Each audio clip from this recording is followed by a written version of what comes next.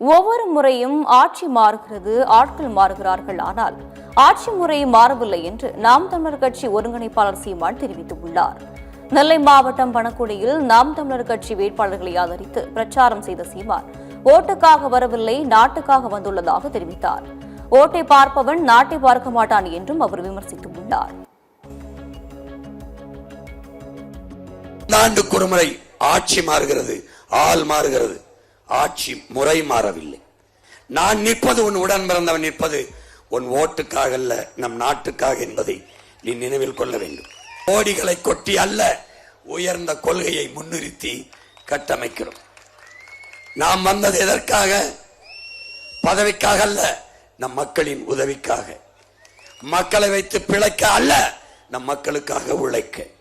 நாம் வந்தது பணத்திற்காக அல்ல, நாம் பிறந்த பெருமை மிக்க தமிழர் என்கிற இனத்திற்காக.